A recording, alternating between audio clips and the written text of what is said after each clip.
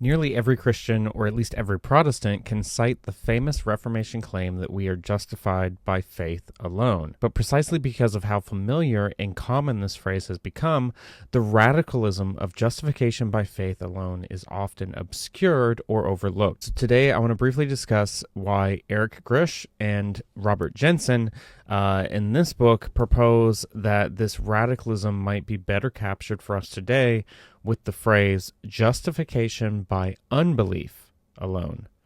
Now, of course, this does not mean to discourage faith, but rather this somewhat shocking proposal has a simple goal in mind: to recapture the unconditionality of the gospel that was originally intended by the reformers. Gritsch and Jenson point out how justification by faith alone has often implied today that we are justified by belief, that as long as Christians believe the right things or they believe hard enough, they will be saved. But that effectively turns belief into a work, which is precisely the opposite of what the reformers wanted to convey. And so if we understand justification by faith as justification by belief, then we are actually introducing a new work that quickly becomes a prerequisite for our justification. It becomes a work that we must perform before God can justify us. And furthermore, since belief is quite difficult to quantify, it is easy to turn belief into an endless treadmill of self-examination, because we start asking ourselves things like, do I believe enough to be saved? Do I believe the right things?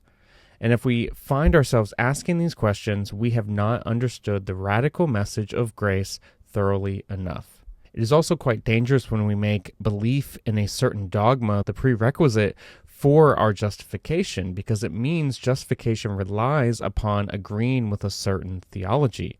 In other words, the implication is that we are saved and justified only when we have the correct beliefs, and whoever defines what that correct belief means now has the power over us to manipulate us, because what's at stake is our justification. And so I see this quite often with fundamentalist discourse, where a particular leader will question or outright deny the salvation of anyone who has a different theology from them, a theology that they would not consider orthodox. For example, I once had an exchange with somebody on Twitter about Paul Tillich. I had quoted something that I found quite compelling from Tillich, and in response, somebody tweeted back that they have no reason to listen to Tillich, that they would ignore anything that Tillich says because Tillich wasn't even a Christian. And when I asked them why they believe this was the case, it's because they claim that Tillich did not uphold the bodily resurrection of Jesus Christ. And so because they did not fit within this rigid orthodoxy, Tillich didn't need to be listened to.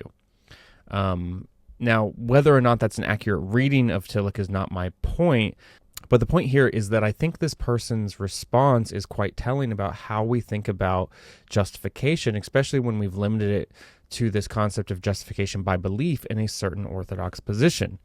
It reveals how the fundamentalist logic works, and it's really built upon this works-based concept of justification, in that we are saved by believing the right things. Clearly, we are not saved by perfect theology, because nobody has perfect theology. Nor are we saved by believing the correct things. Instead, we are justified by faith alone.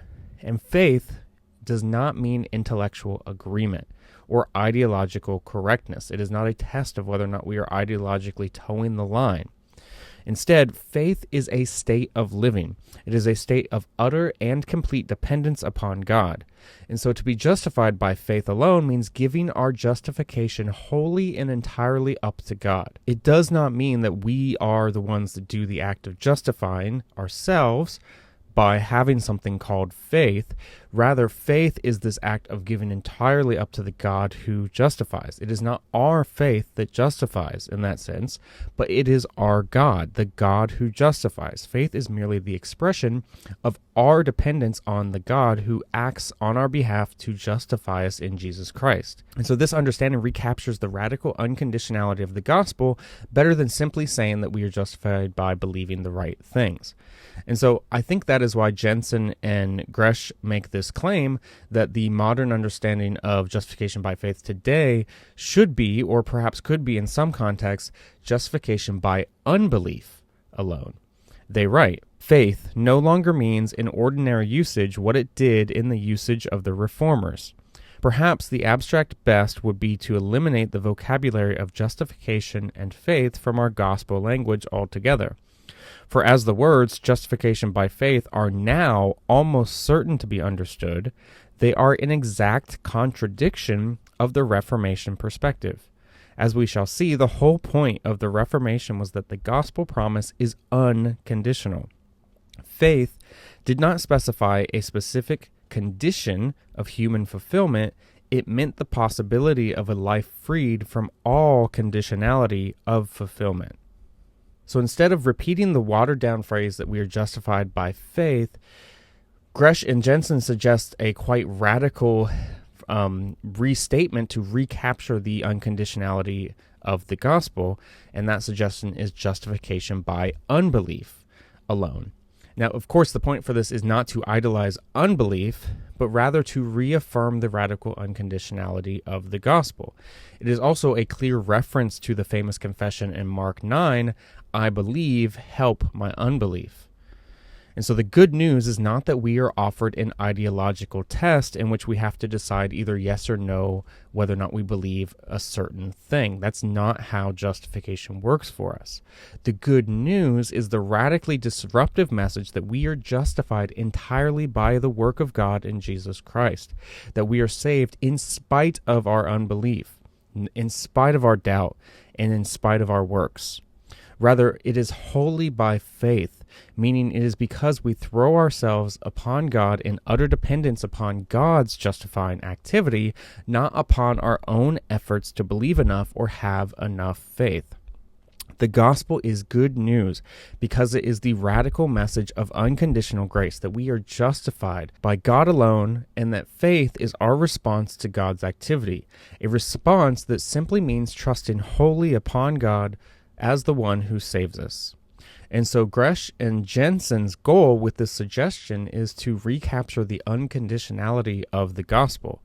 And I think that is an important goal for us again today, especially in America, where the gospel has often become almost like a commodity that is bought by something called faith. If you have enough faith, you can exchange it for salvation. And so it's implied that we get the reward of salvation by having this faith, or having belief, or having the right beliefs.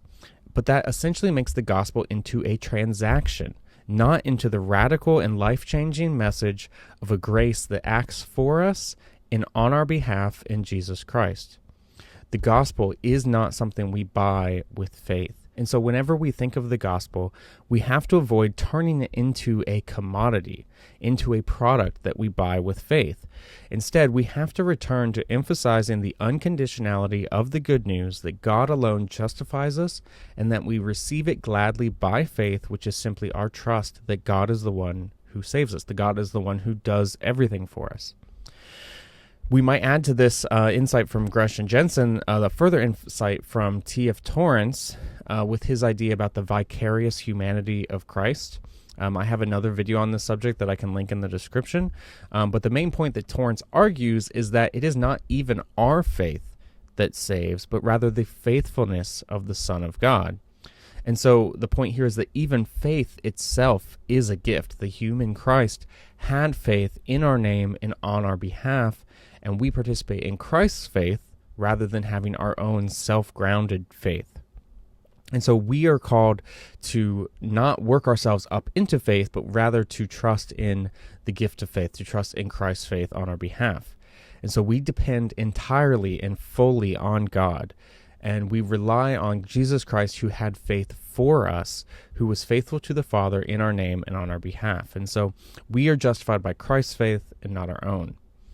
And so all of these points really emphasize and recapture the fact that the gospel is unconditional and free. It is truly good news. It is not a test or a trick to see if we believe the right things. It is fully and entirely unconditional. And I think this proposal that we are justified by unbelief is a really interesting way of reaffirming the unconditionality of the gospel. And I think it challenges us in the right ways to rediscover the beauty of what the gospel is and why it's truly good news.